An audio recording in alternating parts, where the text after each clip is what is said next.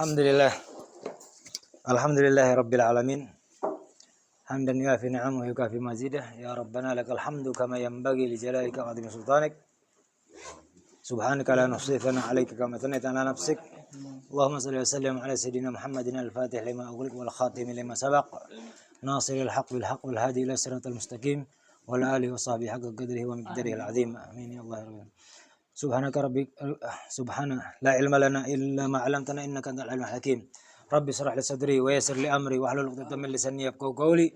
Rabbi zidna ilman warzuqna fahman. Allahumma iftah 'alaina fidhal 'arifin wa hifdzal mursalin wa ilhamal malaikatil muqarrabin. Allahumma faqihna fid din wa 'allimna ta'wil. Amin ya Allah ya rabbal alamin. Amma ba'd. Alhamdulillah jamaah yang saya muliakan.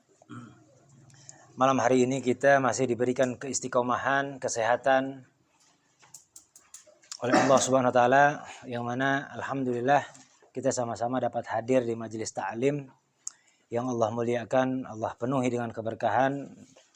Mudah-mudahan setiap kita mencari ilmu bersama di tempat ini, Allah berikan ilmu yang bermanfaat dunia akhirat.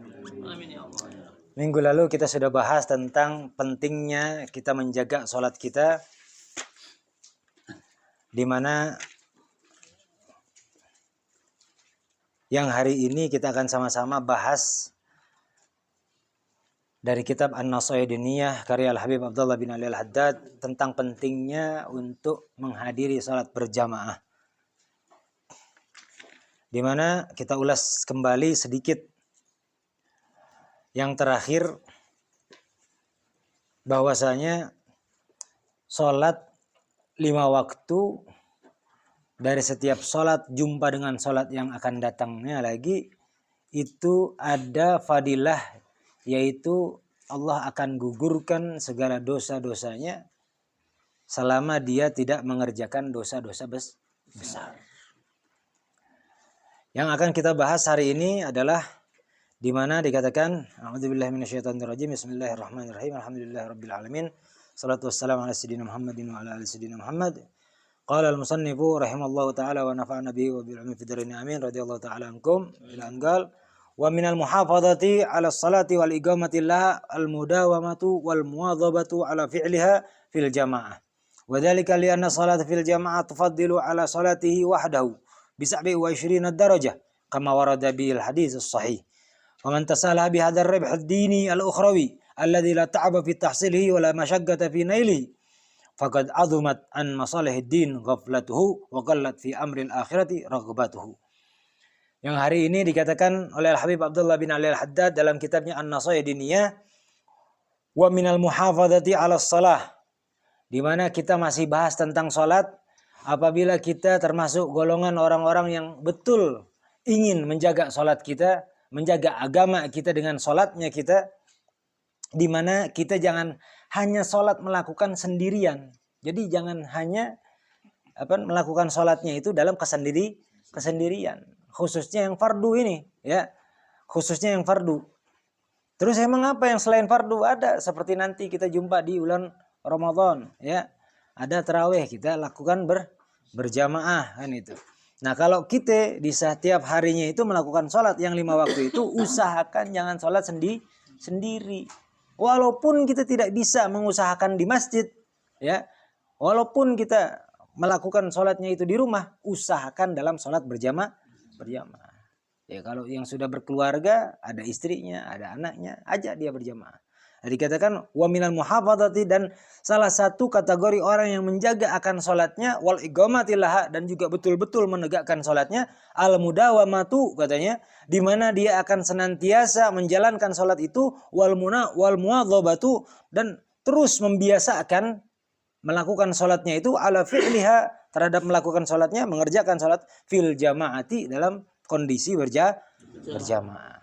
Wa dzalika, dan hal tersebut li'anna sholata, kenapa kok dianjurkan untuk sholat berjamaah? Dikarenakan sholat fil jamaati, apabila dilakukan dalam berjamaah, tufaddilu ala sholatihi, akan lebih unggul terhadap sholat yang dilakukannya wahdahu, sendirian. Jadi sholat berjamaah itu akan lebih unggul dari sholatnya sendirian, Apa keunggulannya? Bisa wa isyrina darajah, dengan 27 derajat lebih unggul. Ini lebih afdal 27 derajat. Kama warada biha al hadits sahih, di mana ini yang dikatakan 27 derajat lebih unggul salat berjamaah, kata siapa? Ada sudah di dalam hadis-hadis yang memang sahih. Faman tasala bihadar ribhi. Kalau kita bilang orang sholat sendirian, ya satu saja pahalanya itu sholat. Walaupun nanti dikalikan dengan dikatakan dari hadis Mi'raj itu dikatakan satu orang sholat dikatakan sama seperti 10 kali apa? Dia sholat 10 waktu. Karena dari 50 diringkas menjadi 5. Ini hadiah daripada Isra dan Mi'raj kan itu. Setiap kali sholat ada 10 derajat yang dia sedang kerjakan. Namun kalau dilakukan dengan sholat berjamaah dikalikan 27 derajat. Ini keuntungan yang luar biasa. Dengan hanya sholat walaupun hanya berdua, ini fadilahnya luar biasa. Makanya Imam Haddad mengatakan, karena ini nasihat. Ya, kitabnya aja, judul kitabnya ini Nasaihud Diniyah, nasihat-nasihat keagamaan. Nah, ini nasihat ini jangan sampai kita sia-siakan. Maka faman tasahala bihadzal ribhi. Maka apabila ada orang yang masih saja menyepelekan, menganggap enteng, menggampangkan bihadzal ribhi dengan keuntungan-keuntungan yang sudah diinformasikan kepada kita, ad-dini, keuntungannya tidak terlihat secara langsung seperti keuntungan-keuntungan kita dalam segi usaha, ya. Ini keuntungan-keuntungan yang memang dipaparkan dalam keagamaan. Kita perlu yakini di mana keuntungan ini yang akan kita dapatkan dalam sisi pahalanya, derajat yang sedang ditinggikan oleh Allah Subhanahu wa taala, semakin dekat kepada Allah Subhanahu wa taala, dipandang dan disetarakan oleh Allah Subhanahu wa taala dengan orang-orang yang betul-betul menjaga akan ibadah seperti itu. Ya, jadi ini keuntungan-keuntungan yang memang secara agama dinilainya. Dikatakan lagi kalau dibilang al-ukhrawi, yang lebih besarnya lagi keuntungan ini yang didapatkan untuk nanti kelak di akhirat, bukan di dunia ini. Kan itu. Memang tidak terlihat kita. Walaupun kalau seumpama dalam sisi keduniaannya, walaupun bukan itu juga yang kita cari, tapi setidaknya orang yang sudah senantiasa rutin hadir berjamaah sholat. Ada keunggulan-keunggulan di mana dengan orang-orang yang berjamaah nanti di masjid, dia akan lebih apa? Lebih erat lagi tali silaturahminya, kedekatannya. Betul lah? Ada manfaat-manfaat seperti itu. Ditambah lagi apa? Ditambah orang-orang, taruhlah di komplek di kehidupannya atau di kampung kehidupannya, melihat kita hadir senantiasa di masjid, setidaknya orang akan menganggap kita baik walaupun masa lalu kita buruk. Jadi ada manfaat yang Allah berikan, ya, dengan derajat Allah tinggikan, dengan pahala sudah jelas di akhirat akan kita dilimpahkan. Makanya kalau saja menyepelekan hal-hal yang seperti ini, ngaji dari kecil gitu, diajakin kita sudah dari kecil, tapi hal-hal yang seperti ini kita masih saja kecil kan, kita tidak lagi menganggap agung, tidak lagi menganggap besar pahala-pahala yang seperti ini, yang mana katanya hal-hal yang seperti ini alladzi la ta'aba fi tahsilihi, tidak memerlukan susah payah, tidak memerlukan kesulitan. Atau Imam Haddad dikatakan alladzi la ta'aba fi tahsili, yang mana tidak perlu kesulitan kau kerjakan ini. Tidak perlu kesusah payahan untuk mengerjakannya. Wala masyaggata fi nailihi, dan juga tidak ada beban untuk mengerjakan. Nah, ini makanya di dalam syariat itu sudah ada komposisi kalau dibilang. Kalau komposisi dikatakan udzur, kalau dibilang udzur nih, kalau dia merasa beban berat ini sesuai dengan udzur syariat apa tidak? Kalau memang sesuai dengan udzur syariat, karena syariat pun tidak menekankan sampai walaupun ada udzur, enggak, ada udzur silahkan kau tinggalkan. Namun tanpa udzur jangan pernah kau tinggalkan. Saking apa? Saking entengnya. Tapi bukan untuk entengkan. Saking gampangnya, tapi bukan untuk digampangkan. Pahala akan kita dapatkan sebesar yang kita dengar, ya. Dikatakan di sini alladzi la ta'aba fi tahsili wa la masyaggata fi nailihi, katanya. Jadi kalau seumpama orang masih saja mengentengkan, menganggap gampang, menyepelekan hal-hal yang seperti ini, faqad azumat an masalihid din ghaflatuhu, sungguh orang tersebut Lamun cek bahasa Sunda mah geus kamalinaan ya. Kalau bahasa Sunda kan gitu nya. Ya, geus kamalinaan. Udah keterlaluan karena dikatakan faqad adumat, sungguh terlalu besar an masalihid ghaflatuhu. Sungguh terlalu besar orang tersebut lalai terhadap urusan agamanya. Karena sholat berjamaah, di dalam sholat berjamaah ada syiar ya, di mana mempertunjukkan, memperlihatkan ya, bahasanya mempromosikan ini agama yang selalu bersama berkumpul dalam beribadah menghadap Yang Maha Kuasa. Jadi kalau seumpama sudah meninggalkan hal-hal yang demikian, tidak ada lagi syiar dalam apa yang memang kita katakan agama, yang dalam diri kita selalu kita banggakan. Faqad adumat ghaflatuhu, katanya sungguh terlalu besar dia lalainya atau abainya terhadap agama. Ya naudzubillah min dzalik. Cek Sunda nama tadi kamalinanya kateng teuingan teh kanteng teuingan tak terlalu gitunya ajangannya. Keterlaluan sudah terlalu. Terus selain dia mengabaikan kepentingan agama, selain dia tidak sudah lagi mengagungkan kepentingan agama ya, sudah terlalu dia lalai akan urusan agama, apalagi waqallat fi amril akhirah raghbatu, sudah semakin tipis dia, semakin sedikit dia tentang perkara-perkara akhirat, raghbatu, keinginannya, harapannya. Jadi seakan-akan sudah menipis harapan dia akan mendapatkan keuntungan di akhirat. Dia seakan-akan sudah mengabaikan tuh. Jadi kalau dibilang harapan untuk mendapatkan pahala yang besar di akhirat sudah tidak ada lagi, sudah saking tipisnya. Padahal kita sadar semua di antara kita akan mati. Dan kita yakini, bahkan bukan hanya muslim yang yakin bahwa akan ada kehidupan lagi setelah kematian. Ya, bukan hanya umat muslim saja yang meyakini ada kehidupan setelah kematian. Kita sebagai umat muslim yakin ada kehidupan setelah kematian yang dinamakan akhirat. Yang di akhirat itu akan menjadi tempat kita diperhitungkan apa yang telah kita kerjakan di dunia ini. Jadi kalau sudah tidak lagi kita mengharapkan pahala, balasan yang baik di akhiratnya, harapan apa lagi yang akan dia inginkan untuk kelak di akhirat nanti. Subhanallah ya.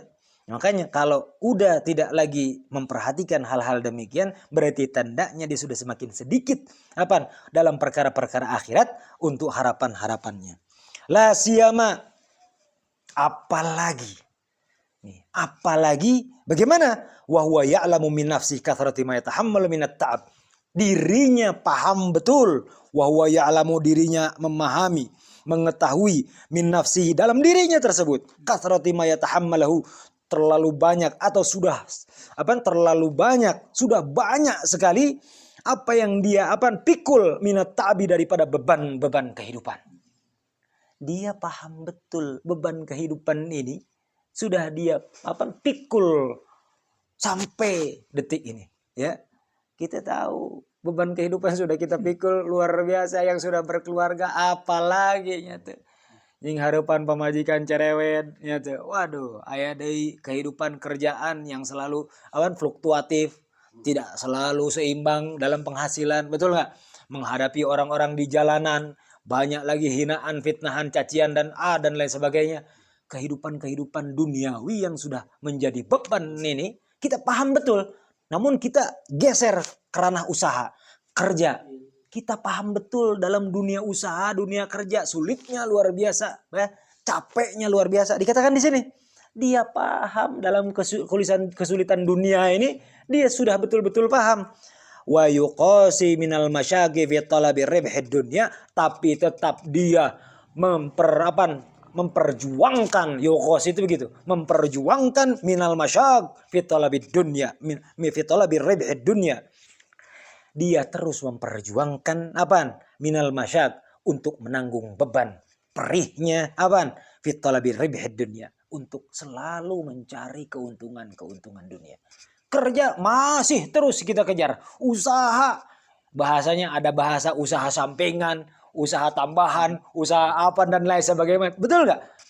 Tapi itu diperjuangkan dengan penuh keperihan. Benar nggak? Kita nggak ngomongin bahasanya, enggak, kita sampai detik ini usaha santai-santai aja. Santai kalau ada hasilnya, kalau lagi nggak ada hasilnya, mau ngomong apa? Ya kan? Cerita sama kita santai karena lagi ada hasil. Emang tidak pernah berjumpa dengan apa usaha yang tanpa hasil. Kan berarti pernah melakukan itu. Namun terus berjuang lagi. Nah ini semua itu adalah ribah dunia. Keuntungan dunia. Dia paham betul dalam dirinya. Kita, bukan dia. Kita paham betul bagaimana sulitnya menghadapi apa? Beban duniawi. Yang harapan pemajikan beban atau dah? Betul nggak? Beban Pak RW menghadapi perempuan, ya? Istri kita hadapi beban nggak? Beban. Sebetulnya beban, namun karena kita anggapnya apa? Dengan kasih sayang lah, karena akan hilang semuanya itu. Nah ini dibahas kata Imam Haddad ini. Imam Haddad mengatakan itu. Urusan kerjaan, ada lagi saling sikut, ya kan? Di tempat kerjaan, usaha, bersaing, betul nggak? Ada persaingan sehat, persaingan bahkan tidak sehat. Itu beban apa nggak? Beban. Kita usaha jualan es misalkan, keliling komplek, lah capek tuh nyata. Apapun yang kita kerjakan semua beban. Tapi apa? Kita tetap menjalankannya. Ketika ditanya, ente beban nggak? Ah enggak, ada iman sudah kewajiban. Aslinya tapi itu beban yang kau jalankan karena ada sesuatu yang sedang kau kejar. Apa kata Imam Haddad apa dia? Dikatakan ribhud dunya al yasir al hagir, yang mana padahal kita tahu juga hasilnya yang kita kejar dalam urusan dunia itu al yasir al hagir, hanya sedikit dan juga hina itu semua. Sedikit. Allah sudah muliakan antum semua. Allah sudah muliakan antum semua, tapi antum masih terus memperjuangkan apa yang memang penghasilannya tidak sesuai dengan antum harapkan. Pernah nggak melakukan sesuatu tapi di luar atau bahkan jatuh di bawah ekspektasi antum? Pernah merasakan itu? Kurang lebih begitulah. Apalagi kita di Indonesia, ya kan? Jatuhnya ya kalau semua dilihat gaji di antara pekerjaan ada 8 jam, ada 10 jam. Masih ada di bawah UMR. Ada yang gajinya hanya 1 juta, 1,5 juta, 1 bulan kerja. Subhanallah. Makanya dikatakan, engkau capek, engkau menanggung beban itu. Kau perjuangkan tetap. Al-yasir, yang sedikit itu masih tetap kau perjuangkan. Al-hagir, yang dimana semuanya hina. Apabila engkau kejar itu semua, namun tidak ada hasilnya. Sok atuh nu gawe ayeuna geus kabeuli naon? Mana teh? Geus kabeuli gedong, acan nya teh. Gawe ti leutik tegan ka umur urang kaos kieu nya teh. Kepala 3, kepala 2, kepala 4, semua kita kerjakan bertahun-tahun tidak ada hasilnya. Capek enggak? Seakan-akan hina enggak kita? Seakan-akan hina. Ini kita akan sesuaikan nih. Antara diri kita, memandang diri kita pribadi, ya kan? Memahami diri kita yang sesungguhnya, selama ini apa yang kita kejar di dunia ini. Memang itu harus kita kerjakan, namun jangan kau tinggalkan urusan-urusan akhiratnya. Dikatakan di sini apa? Wa idza hasola. Ini memang kewajiban itu beban aslinya. Namun kebanyakan orang tidak lagi menganggap beban. Kata siapa? Imam Haddad pun tahu. Jadi bukan beliau tidak tahu. Tahu. Dikatakan wa idza hasola, dan orang tersebut paham dirinya menanggung beban itu. Bahkan beban sudah tidak dirasakan. Karena apa dia tidak rasakan beban itu? Wa idza hasola, dan ketika dia mendapatkan lahu, bagi apa yang sedang dikerjakan, minhu, dari yang dikerjakan tersebut, syai'un tafahu bita'abin, di mana penghasilan yang bisa membayar rasa apa beban yang sedang dia pikul, atau bayaran apa yang sudah menjadi apa lelahnya dia itu, kathirun, katanya bitabin kathir. Jadi apa yang telah menjadi bayaran untuk lelahnya selama ini, yang mana lelahnya justru lebih besar. Dikata Imam Haddad ini, nasya ta'abuhu, dia akan lupakan apa beban kehidupan. Dia akan lupa akan apa beratnya, perihnya perjuangan, apa usaha, perjuangan, bahasanya apa, masyagarnya apa, kesulitan yang dihadapi untuk mencari sesuap nasi, ya teh, dan sebongkah berlian, ya teh. Sulitnya luar biasa, tapi sudah dibayar. So waktu gajian, no gaji na can UMG na aing geus gajian, makanya tuh biasa dahar Indomie ge langsung na tuh ayam chicken ya teh. Langsung poya-poya, padahal gaji tidak mencukupi untuk 1 bulan. Derwe di warung teh hutang deui numpuknya teh. Hese deui neangan. Nah, hanya dapat hal yang kecil dia sudah bisa menghilangkan rasa pedihnya, rasa sulitnya, beban hidupnya. padahal tidak mencukupi, tapi dia bisa merelakan itu semua. Ini ilustrasi yang memang digambarkan oleh Imam Haddad ingin mengajarkan kepada kita. Salat berjamaah mungkin kita anggapnya lelah, beban. Iya. Padahal kalau dilihat lagi, nyatanya bukan beban. Hanya saja mindset kita menganggap itu beban. Padahal kita sadar ada yang lebih beban lagi dalam kehidupan ketika kita mencari urusan dunia. Hasilnya kalau urusan dunia sedikit, bukan untuk hal yang abadi. Namun kalau untuk urusan akhirat, walaupun terasanya beban, walaupun sebetulnya itu bukan beban, justru hasilnya akan luar biasa. Mana coba? Secara logika kita harusnya kita bekerja, berpikir, jangan pernah kita tinggalkan urusan akhirat. Oh ya, kurang lebih seperti itu. Terus dikatakan wa'adda mana lahu yakunu indallah minal munafiqin, katanya kalau orang-orang seperti itu sudah tetap saja tidak bisa berpikir ke arah sana, wa'adda mana lahu yakunu indallah minal munafiqin. Mana tadi? Wa'adda katanya mana lahu, mana kok ngaceloknya. Wa'adda mana lahu minar ribhid dunya alfaniyah gunaman jasiman, katanya. Di mana katanya orang tersebut setelah mendapatkan, dia terus hitung-hitung apa yang telah dia dapatkan minar ribhid dunya, dari keuntungan dunia alfaniyah yang semuanya itu akan hilang dan habis. Gunaman jasiman, katanya seakan-akan ini adalah keuntungan yang luar biasa besarnya. Ya padahal gaji sebulan, belum tentu beres sebulan itu. Ya tuh, karek 2 minggu nggak beres biasa nama kan gitu. 2 minggu deh kuas kumaha. Itu dah tadi usaha sampingan, ya tuh, usaha tambahan dan lain sebagainya. Afala yakhsha man ya'rif min nafsihi hadhil awsaf. Apakah orang yang seperti itu sudah paham dirinya kesulitan dalam urusan dunia, namun ya tetap saja kau hanya mementingkan urusan dunia? Apakah tidak takut man ya'rif min nafsihi, dari dirinya sendiri, hadhil awsaf, sifat-sifat seperti itu an yakuna indallah minal munafiqin, dianggap, dipandang, dikategorikan oleh Allah SWT dari sifat-sifat para orang-orang munafik. Apakah enggak takut? Nah itu urusan dunia dia seakan-akan, ya kan, ini yang utama bagi kehidupan, namun urusan akhirat dia sudah abaikan. Kalimatnya di sini Imam Haddad mengingatkan, apa enggak takut kita digolongkan, dikategorikan menjadi orang-orang yang munafik? Paham kita akan mati, akhirat akan abadi, pilihannya 2, surga dan neraka, tapi masih saja kita mementingkan dunia. Apa masih ingin seperti itu? Apa bukankah kita munafik? Kurang lebih begitu. Na'udzubillahi min dzalik. Selain daripada dikategorikan orang-orang munafik, wa fima wa'adallahu bi minal musyakkikin, orang-orang yang seperti itu sudah tergolong menjadi orang-orang yang memiliki keraguan atas keimanan atau keyakinan yang seharusnya diyakini sepenuhnya dalam hati. Jadi termasuk golongan orang-orang yang musyakkikin. Apa musyakkikin? Orang-orang yang memiliki keraguan dalam jiwanya. Keraguan dalam keyakinannya kepada Allah Subhanahu wa taala, dan juga kepada Rasulnya, kepada kitab-kitabnya, kepada malaikatnya, kepada hari akhir, bahkan kepada takdir. Jangan sampai kita tergolong menjadi orang-orang seperti yang tersebut.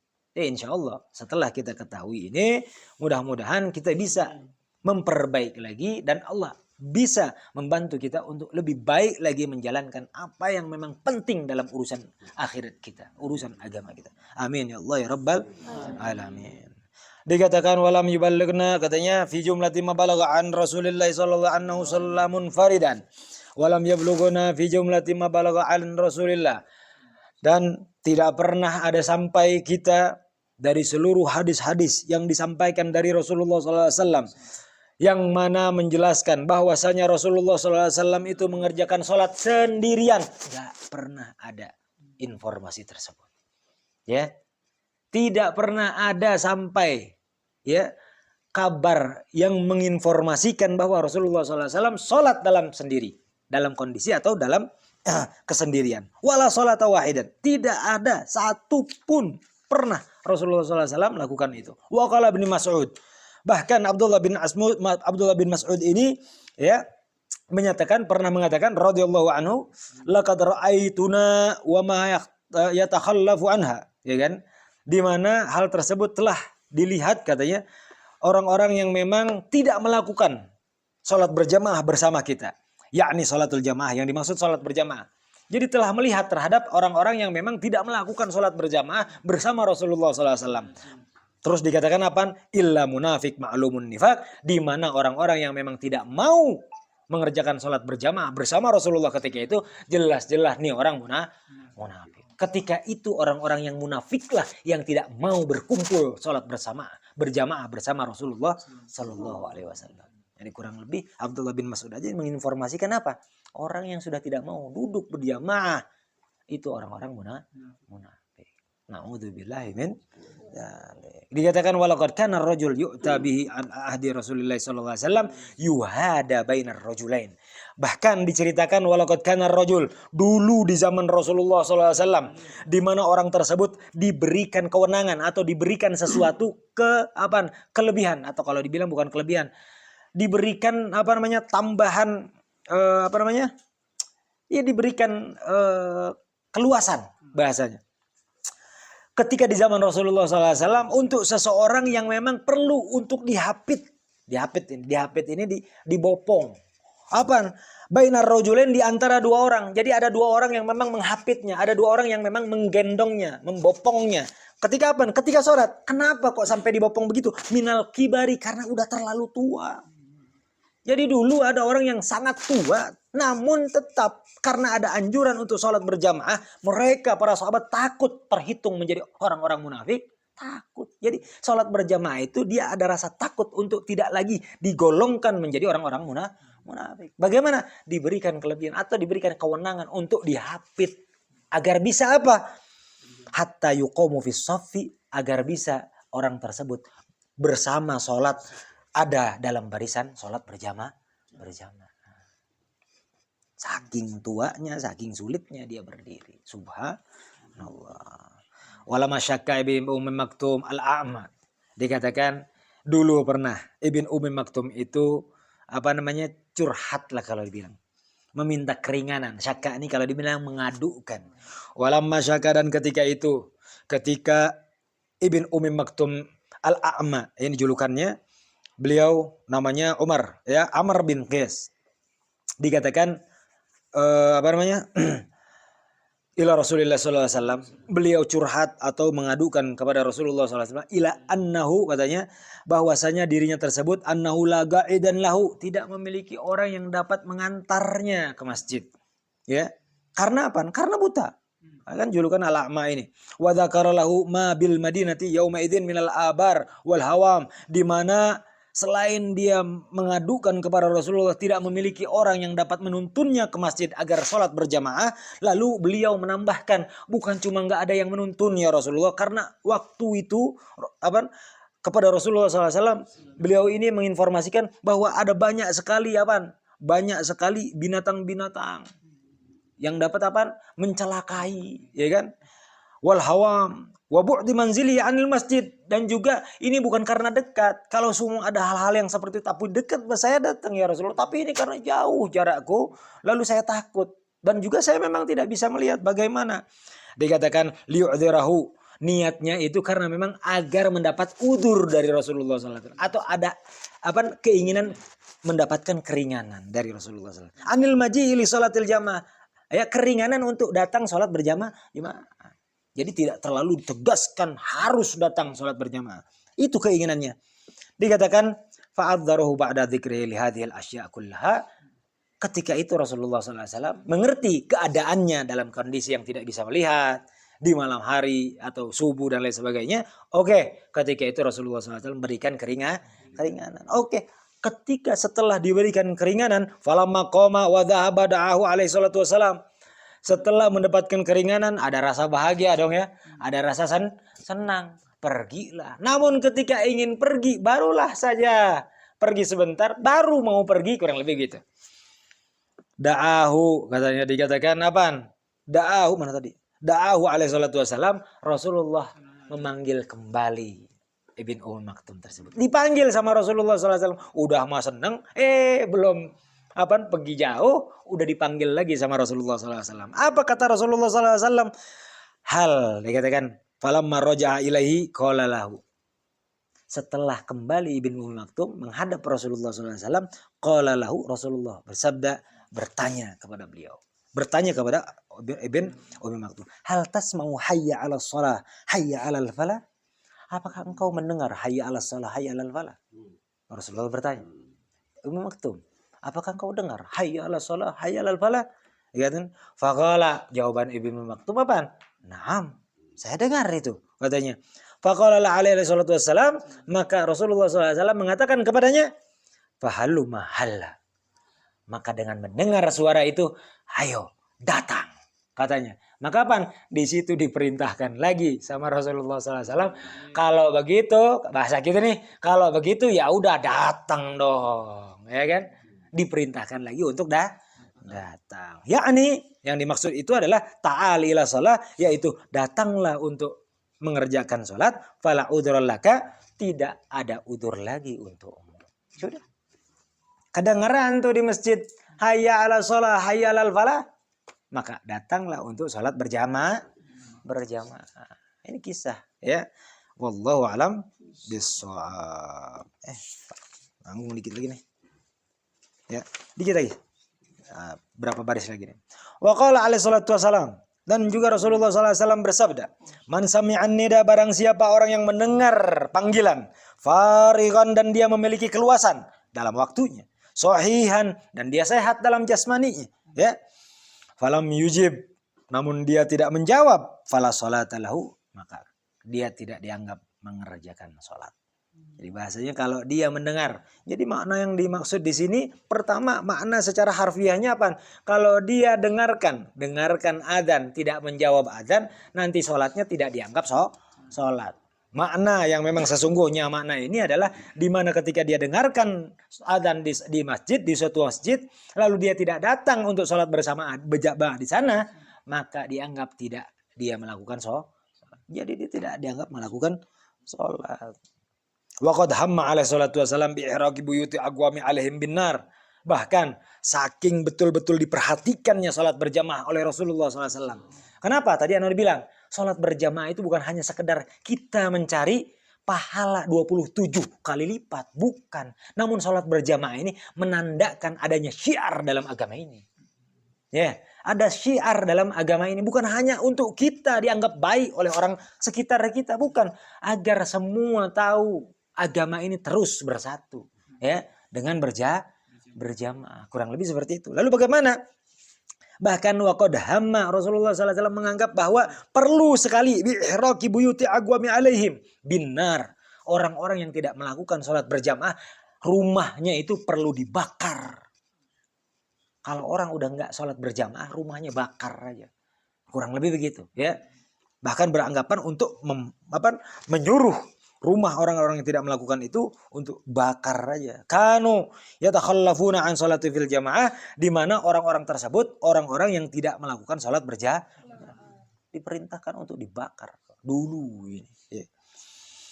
Wa kadzalika, katanya, warada fil hadis, seperti itulah yang memang disampaikan dalam hadis-hadisnya Rasulullah Shallallahu Alaihi Wasallam, di mana kalimat tersebut yang terakhir tadi adalah puncak daripada di mana Rasulullah sangat betul-betul tegas memperhatikan sholat berjamaah, tahdid, ya, di mana untuk betul-betul mengingatkan secara tegas lagi liman tarakas shalah, di mana orang-orang yang meninggalkan sholat berjamaah al jamaat min ghairi udhrin sahih, tanpa ada udzur wallahu a'lam bissawab. Nanti kita akan bahas tentang apa sih udzur-udzur sahih itu, ya. Untuk yang insyaallah minggu depan Allah berikan panjang umur, sehat walafiat untuk kita. Amin ya Allah ya rabbal alamin.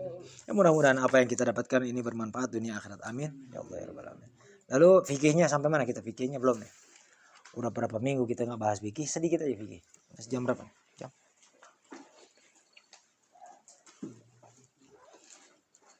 Ada sedikit lagi.